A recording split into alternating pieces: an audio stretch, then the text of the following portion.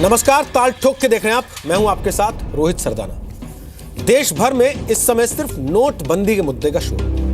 संसद में भी इसी मुद्दे पर शोर शराबे की वजह से पूरा सत्र बर्बाद हो। और इसी शोर के बीच पश्चिम बंगाल में बीते 3 दिन से लगातार हो रही सांप्रदायिक हिंसा का मुद्दा दब गया। हम हमेशा मानते हैं कि खबर वही होती है जिसे दबाने की कोशिश की जाए, और इसीलिए आज हम ये बहस लेकर आपके सामने।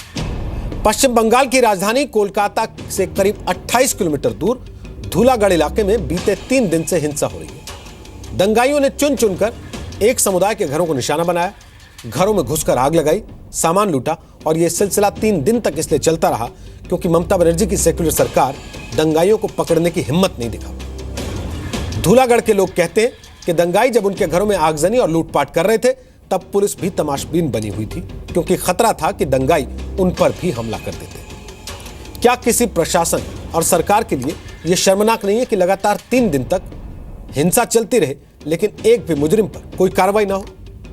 सवाल यह कि कोलकाता से 28 किलोमीटर दूर धूलागढ़ में सांप्रदायिक हिंसा पर ममता बनर्जी खामोश क्यों है?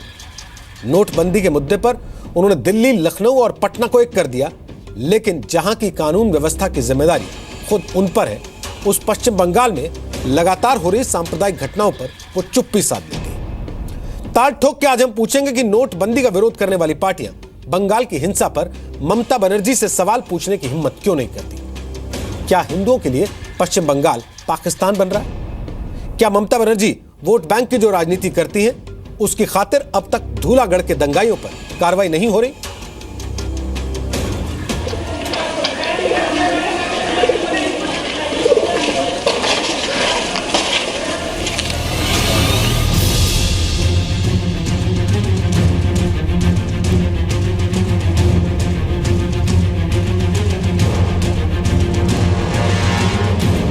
Whatever his stand or the police's stand is. He will speak when he speaks.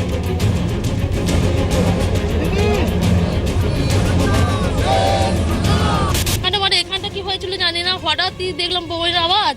তারপরে মানে ওপাশ থেকে লোক ছুটে এলো, সব মোম টোম ফেলছে, আর আমরা সব ঘরে ঢুকে পড়েছি। लूटपाट किया है, घर में सब जो जिनिस आसबाब सामान था वो सब गिरा के आगुन लगा दिया है। उधर बोमा मारा है, गोली, एसिड सब फीका है। घर में बच्चे लोग था, उधर में टर्चर किया है। কাটারি ঠুয়ে বলছে, এই তোর ভাতাদের সব বার কর, কি কোথায় আছিস, সবাইকে মারবো।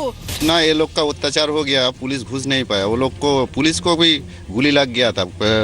कांच का टुकड़ा जो बम फेंका था वो भी उन लोगों के ऊपर। पूछा भी नहीं किसी को जो क्या हुआ, इधर क्या हुआ, सिर्फ आ रहा है जा रहा है। वो लोग कुछ काम नहीं कर रहे। আর আমরা কোনো নিরাপত্তা মানে এদিকে সব জ্বলে যাচ্ছে, তখন পুলিশ আছে কিন্তু কোনো নিরাপত্তা পায়নি, কোনো পুলিশ আসেনি, কিচ্ছু আসেনি, ওইখান পর্যন্ত স্টপ করে দিয়েছে।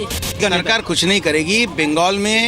बंगाल में डिवाइड एंड रूल की जो राजनीति है वही तृणमूल कांग्रेस की वोट बैंक की आधार है। मैं भी हावड़ा में स्कूल में पढ़ाई की है, डॉन बॉस्को में। मेरी भी निगरानी जो है उस पर टिकी हुई है। ममता बनर्जी जी के दल द्वारा सांप्रदायिक भेदभाव होता है, उसका उदाहरण पहले भी मिल चुका है, और ये सारी बातें बहुत चिंताजनक हैं। मैं समझता हूँ कि ममता बनर्जी जी को सांप्रदायिक जो भेदभाव हो रहा है उस पर कड़ा एक्शन लेना चाहिए। ये भी दुख का बात है, जो पॉलिटिकल पार्टियां है सबको क्या काम है, कम्युनल टेंशन ना हो ये देखना काम है। लेकिन कोई पॉलिटिकल पार्टी का आदमी इसको मदद करे, टीएमसी इसको मदद करे और कोई मदद करे, ये तो ठीक नहीं है। जो मदद कर रहा है वो whoever it may be, he should be booked and the police should take proper action। ताल ठोक के आज का पहला सवाल, क्या हिंदुओं के लिए पश्चिम बंगाल बन रहा है पाकिस्तान? दूसरा सवाल, पूरे देश में नोटबंदी पर शोर मचाने वाली ममता बंगाल के दंगों पर खामोश क्यों है? तीसरा सवाल, क्या वोट बैंक के लिए ममता को सांप्रदायिक हिंसा मंजूर है? और ताल ठोक के आज का चौथा सवाल, क्या बंगाल में सियासत की ममता हिंदुओं के लिए नहीं है? तो आपको बता दें, ताल ठोक के आज हमारे साथ बात करने के लिए कौन कौन से खास मेहमान हैं। संबित पात्रा हमारे साथ हैं, वो बीजेपी के प्रवक्ता हैं, वैसे उड़ीसा से आते हैं और पेशे से सर्जन हैं।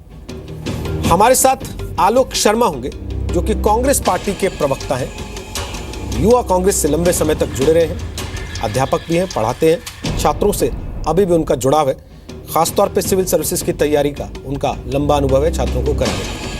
राकेश सिन्हा हमारे साथ हैं, वैसे प्रोफेसर हैं, आरएसएस से जुड़े विचारक हैं। दिल्ली यूनिवर्सिटी में वो एसोसिएट प्रोफेसर होने के साथ साथ इंडिया पॉलिसी फाउंडेशन के प्रमुख भी हैं। और हमारे साथ मनोजीत मंडल अब से कुछ देर के बाद होंगे।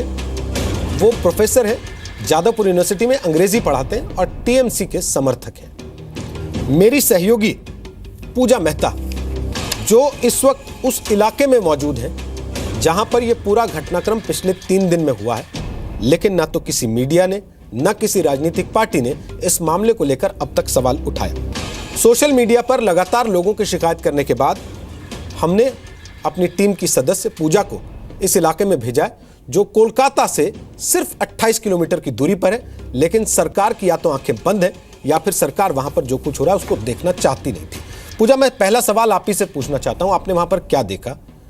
जो दर्शक हमारे सोशल मीडिया पर, फेसबुक पर, ट्विटर पर, व्हाट्सएप पर तस्वीरें ईमेल के जरिए हमारे पास भेज रहे थे, उनमें कितनी सच्चाई आपने पाई?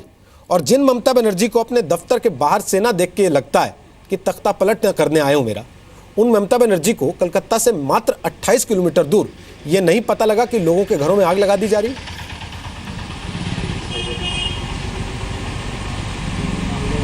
जी बिल्कुल रोहित, देखिए हमने जो सोशल मीडिया में देखा, जिस तरह की वीडियोस देखी, जिस तरीके के पिक्चर्स देखे, उससे कुछ गलत नहीं है। आज सुबह हम जब आए यहाँ पर तो काफ़ी लोग सहमे हुए थे, डरे हुए थे। वैसे पूरा का पूरा गांव में जितने भी परिवार है वो यहाँ से जा चुके हैं, और जो बचे कुछ परिवार थे वो यहाँ से जा चुके थे अपना सामान लेकर। लोग सिर्फ घर से बेघर ही नहीं हुए, उनका जितना सामान था वो सब कुछ लूट लिया गया। इनका ये कहना है कि जब एक प्रोसेशन के द्वारा इन पर बॉम्ब्स चार्ज किए गए थे तो उनका एक एजेंडा था, एक मोटिव था लूट का, क्योंकि सभी को वहां से डराकर भगा दिया गया।